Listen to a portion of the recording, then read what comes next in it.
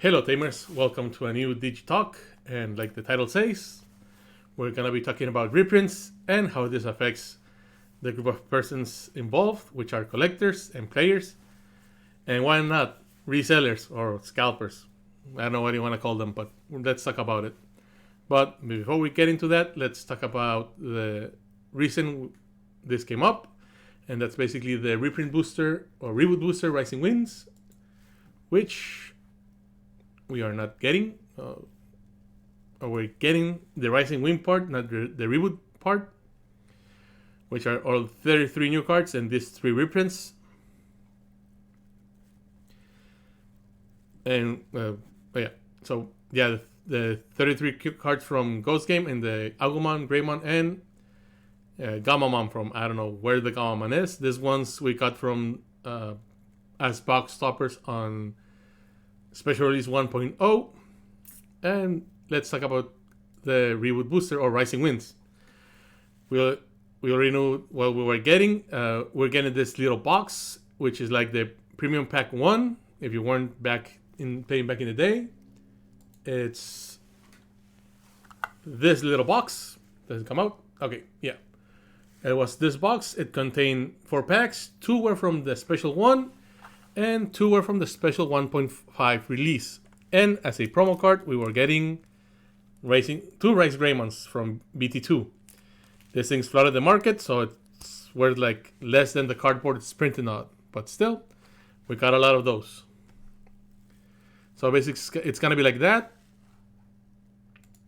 We're getting 4 packs, for box. 12 boxes in a display case, which is like box this big, and 4 displays per case, and 12 boosters per pack. That's all. That's what we already knew. We were just expecting a confirmation, but now we are 100% sure. Okay, so why am I talking about this? So when the news dropped that we weren't getting any reprints, I made 2 memes. One meme got hate, a lot of hate, and the other one was more wholesome. The first one, the one that got a lot of hate, that Yu-Gi and Bandai when Konami and Bandai, Yu-Gi and Digimon, same picture. I'll explain the meme in a few seconds. And the other one is a little bit more wholesome, which is basically Bandai telling us no reprints for us in the international format. Okay, so if you don't know, I used to play Yu-Gi a lot. I played it for 20 plus years, since, 2000, 99, don't remember. Long time ago. I was a little kid. And back in the day, Mexico didn't have a lot of... I'm from Mexico, to begin with. And Mexico didn't have any big regionals or anything. We had locals. Lots of locals. Big, small locals. So I always try to stay competitive. I'm talking about back in the Chaos format, back in the Monarch format. It was a lot easier to stay competitive. So I participated in a lot of those small, big locals ranging from 40 people to 120 people. I went to everything. Then everything got expensive, so I said no. Again, was a kid, wasn't gonna spend money on it. The reason I made this meme is because Yu-Gi-Oh! Konami has the habit of announcing, we're getting this in Japan, this deck, this whatever, and this card's come in them, and you say, oh man, I don't know, Evenly Match is coming out as common, hooray. English release comes out, you get, I don't know, Fiendish Chain or something around the lines. Nothing that's as impactful as an Evenly Matched. Or the biggest example I have is the Dragunity Structure deck that didn't get an English release. It got all of its cards sent into the Ghosts from the Past, which was a terrible, terrible set, if you ask me. And that drove the price of the cards and made them hard to get for any Dragunity fan. So basically, announcing that no, the reprints in Japan, but not for the international version, same idea. And this doesn't need an explanation. But the reason I'm making this video is because some of the comments I've seen throughout every single post talking about the reprints and other videos from other content creators is that it's a good thing that we're not getting any reprints because the price of my cards won't go down. It's a good thing we're not getting any reprints because my collection won't lose value. And so on and so forth. Also other ones saying that, well, they're cheap cards.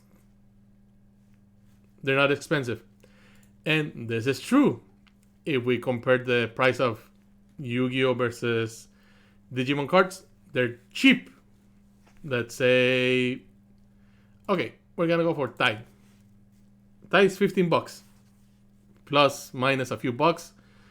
15.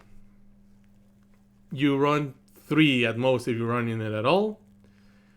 So that's $45 for 3 cards that you need in your deck. Comparing to Yu-Gi-Oh, which runs you 1 card, $50 that you need in your deck. It's really cheap. But then again, not everything is about the price. Let's say you, me, some other guy has money. Heck, I'm an adult.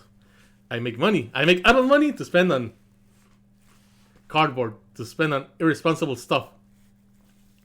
My money, I can do it whatever I want. But let's say a kid wants to play a Greymon deck because they saw Adventure 2020 and they like the Greymon and they want to build the deck and they know Ty's their tamer. So they want to build a Greymon deck. Well, a kid's not paying $15 for a card. A father is not giving a kid $45 to buy 3 ties plus extras. They're not. So that's one less player for the game. Again, it's not about pricing. $8 for a Mimi, which was going to get reprinted. $10 for a Vmon. Again, not about price. It's more about availability. About being able to get the cards. And again, this goes back to per region. I'm from Mexico. I'm from the Latam region.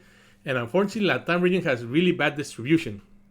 Our distributor is Koki and has a really bad reputation on being late with distribution, not sending out enough stock, and many other things. Right now, I know that BT11 is going to get cut short for my local store. We're not getting as many product as we hoped. So that's going to make BT11 hard to get at my local area. If I want to get new cards from that, I'm going to have to buy them from somewhere else. Now, here's the thing. Buying cards online.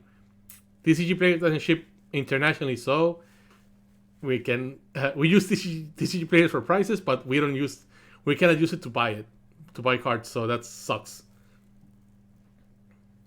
Which also makes it a lot expensive in other parts of the world, because North America, you have TCG Player. I don't know if Canada also has TCG Player, but you have TCG Player. You can go like, okay, I need this card. I'll buy it. $15, sure, no problem. I go like, I need this card. Who sells it? Asking on Facebook. Oh, I have it. How much? $30. Like, what? And here's the thing. There aren't any copies around. Because these are old cards. They're not easy to come by now. That's why I say reprints are good for the game. And yes, collectors, the price of your card is going to go down. No, it's not. You know why? Because now, actually, it might even go up, because your original cards, I'm going to use Magna-Angemon as an example, it's now a first edition. You know why? Because the new Magna-Angemon that's going to get reprinted, it's going to have this little square under here that says O2, which means it's a new printing. So your Magna-Angemon from the original set, it's a first edition card now. You could say it's even worth more. But hey, who am I? And here's the thing. I don't hate collectors, but collectors don't really care about the game. If a game dies down for a collector, that means they don't have to buy any new more cards. They have to go back and find the ones they are missing and either keep them for themselves or save it up for later and sell it. The idea is an investment and nothing else.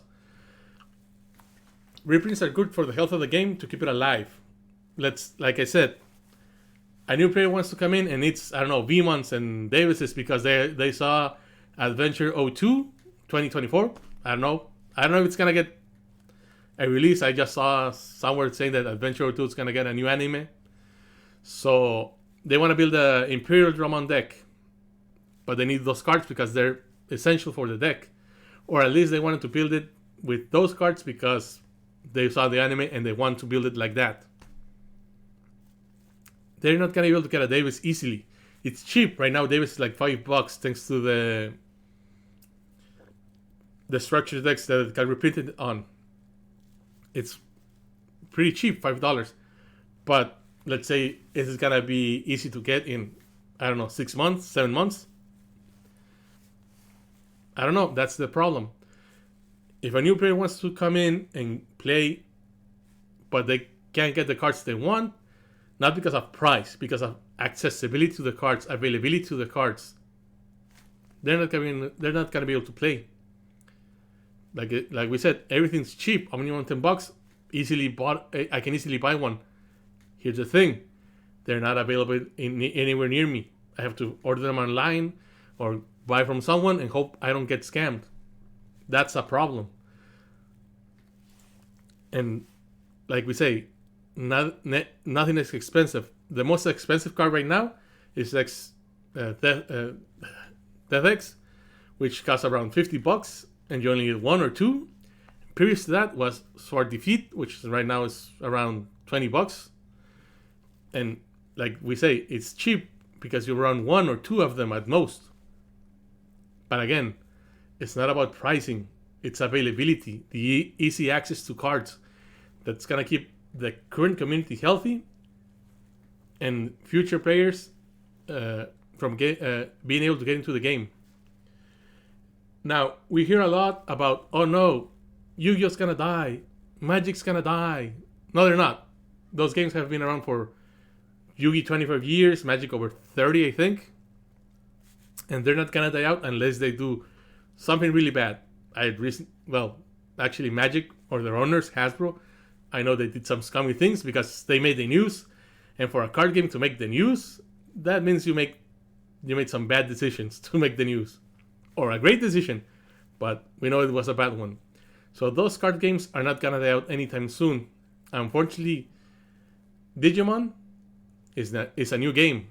So it does have the potential to die out if Bandai doesn't do anything to keep a healthy player base, or keep expanding it. And like I said,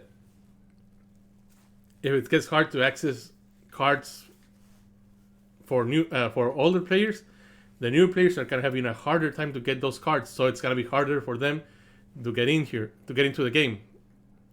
For example, I don't have any Mimis with me. I don't have a green deck.